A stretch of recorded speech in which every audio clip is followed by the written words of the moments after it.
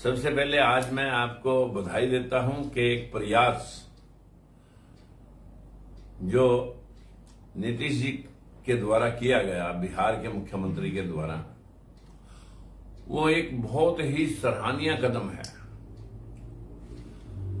जो मनुवादी व्यवस्था के कारण 1931 के बाद इस देश में सेंसस तो हर 10 साल के बाद होता रहा है और जातिगत आंकड़े भी लोग पूछ करके उस कॉलम में पहले नहीं लगाते थे, लेकिन कांग्रेस ने एक बार कराया था, जातिगत जनगणना के हिसाब से उसमें कॉलम दिया गया था।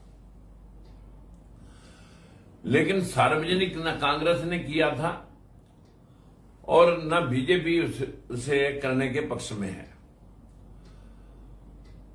ये तो एक एससी, एसटी, ओबीसी और माइनॉरिटी के लोगों के लिए एक फरिश्ते भर नीतीश जी के प्रयासों का परिणाम है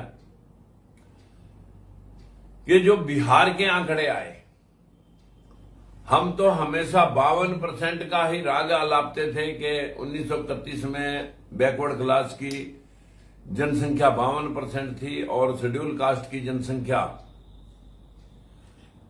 23% थी और 23% वालों को, जिन्होंने शेड्यूल कास्ट जिसमें सूचीबद्ध जो लोग हैं, उनकी संख्या के हिसाब से 22.5% उनको रिजर्वेशन मिला था और हमारे बैकवर्ड क्लासेस के लोग जिनके लिए धारा 340 लिखी गई थी कि इनको भी इनकी संख्या के मुताबिक इनके हिस्से मिलने चाहिए, लेकिन इनको मनुवादी व्यवस्था के लोगों ने झूठे प्रमोट कर दिया। माली को सैनी बना दिया, झींवर को कश्यप राजपूत बना दिया, नाई को सेन ठाकुर बना दिया, हमारे धीमान जांगड़ा को मतलब बढ़ाई लोहार को जो है प्रमोट कर दिया, तुम विश्वकर्मा की औलाद हो। आप पूछो कुछ ना इन लोगों से कि इस मनुवादी व्यवस्था के तहत इनको भटकाया गया कि तुम निचले दलितों में मिलोगे और ये अपने आप में स्वर्ण बन करके घूमते रहे। और आज इनकी औकात ऐसी कर दी कि 52% लोगों का हिस्सा 27% सुप्रीम कोर्ट ने कि इनकी गिनती नहीं है। अब कैसे इनको 52% दिया जाए? चलो इनको 27 दे दिया जाता है, 50% से ज्यादा रिजर्वेशन नहीं होनी चाहिए। लेकिन अब जो आंकड़े आए हैं उससे ये साफ हो गया कि हम संवैधानिक तौर पर हम कोई रिजर्वेशन नहीं, हमें अपना हक चाहिए, हमें भी स्पेस चाहिए, हम भी इस देश के नागरिक हैं। तो 52% बैकवर्ड की हिस्सेदारी फिर कहां गई?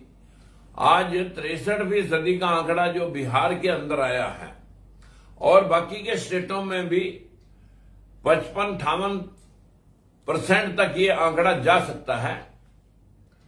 हमारे लोगों के हिस्से का रोजगार जो 25 हाई कोर्ट, एक सुप्रीम कोर्ट,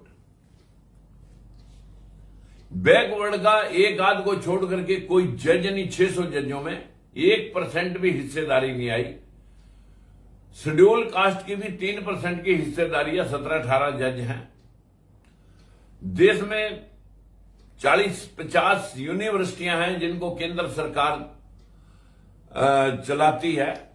उनमें बैकवर्ड के 1 अप्रैल 2018 तक एक भी प्रोफेसर, एसोसिएट प्रोफेसर तक नहीं लग सका। सिर्फ कच्चे प्रोफेसर हैं, वो भी 10-12%। जनरल कैटेगरी 95%, 92%, प्रोफेसर में 95 और एसोसिएट प्रोफेसर में 92%, जिनका हिस्सा ही 15% था। आज मैं उन सभी आंकड़ों के मुताबिक आपसे अपील करना चाहता हूं, मित्रों, हमें पहले ये काली भेड़ें पीटनी पड़ेंगी जो इन पार्टियों में दल्ले बन करके हमारे समाजों के हितों का शोषण करवा रहे हैं। अगर हम चाहते हैं कि हमारा हिस्सा आज मिले, तो जिस प्रकार से अब राहुल गांधी भी कह रहा है कि प्रधानमंत्री कार्यालय में जो सेक्रेटरी काम देखते हैं, उनमें 90 सेक्रेटरीज के अंदर सिर्फ बैकवर्ड के 3 ही सेक्रेटरी हैं। अब आप 90 में 3 का अंदाजा लगा लो कि परसेंटेज क्या बनी।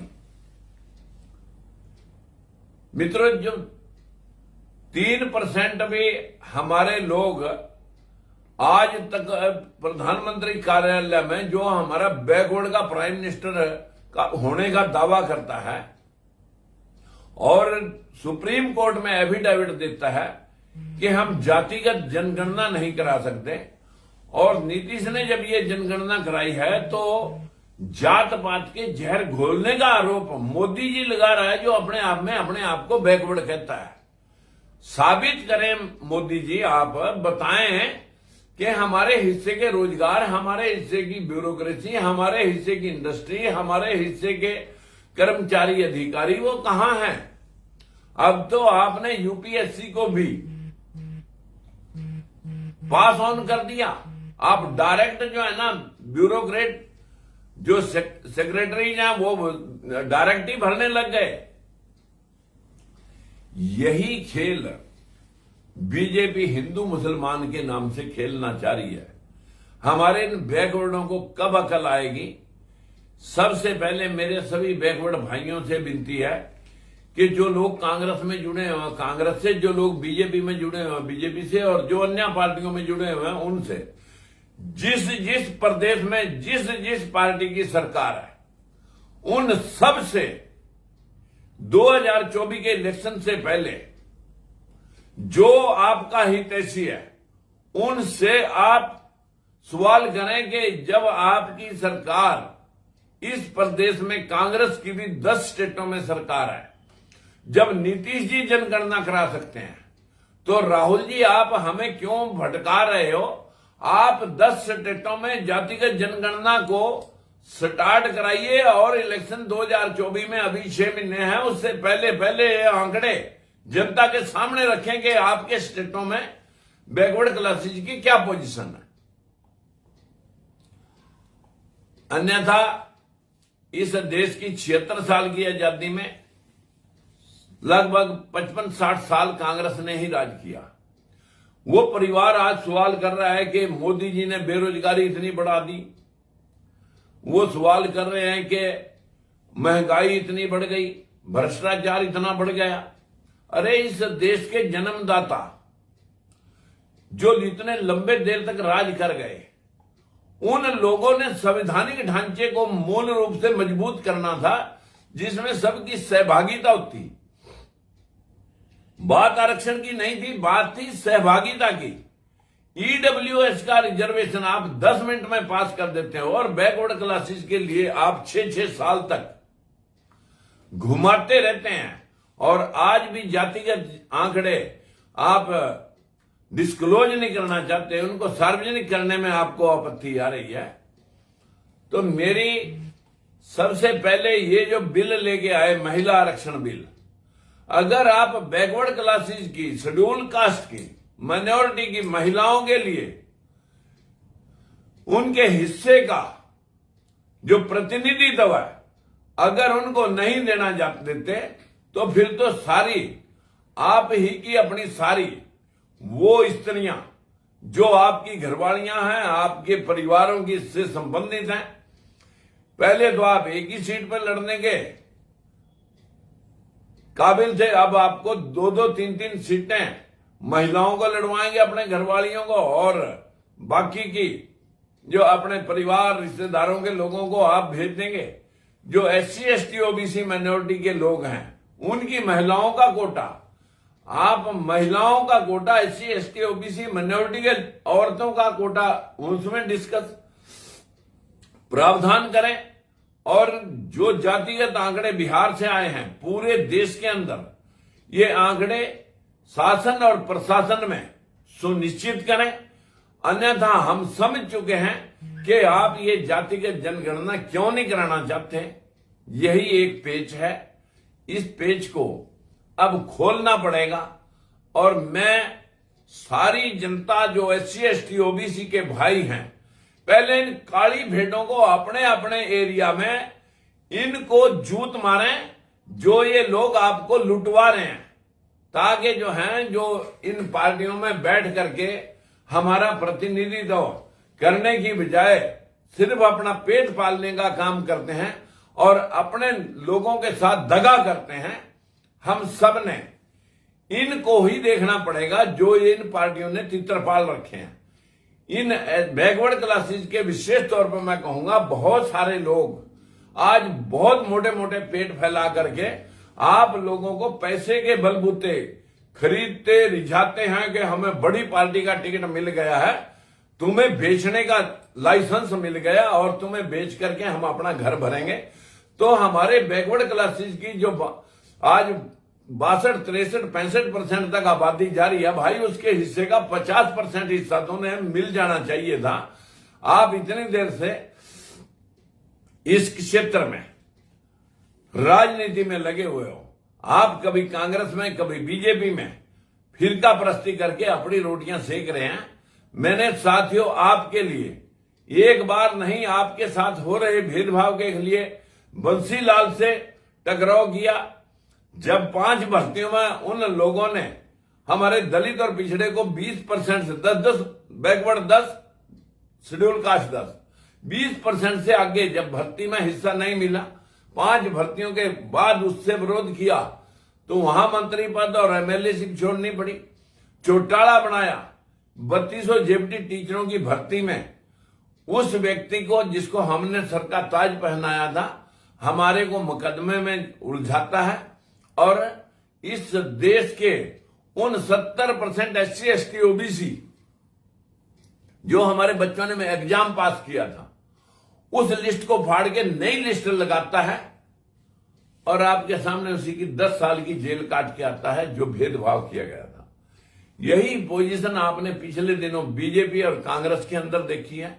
मित्रों, आज कौन सी पार्टी आप देखने बिना रह गए और इनमें से जो लोग आपके बीच के हमारी जातियों में से बैठ करके ये दलाली आपकी खा रहे हैं, इन लोगों को आपने चौक चौराहे पर पूछना पड़ेगा कि भाई अब बहुत हो चुका है, अब हम इससे ज्यादा बर्दाश्त नहीं करेंगे। हमें अपने हिस्से का रोजगार, अपने हिस्से का कारोबार और अपने हिस्से के ठेके, अपने हिस्से के लाइसेंस और अपने जो लोग कमजोर तबके के हैं उनको स्वास्थ्य और चिकित्सा में हमारी भागीदारी सुनिश्चित जो पार्टी करेगी, हम उसके लिए काम करेंगे।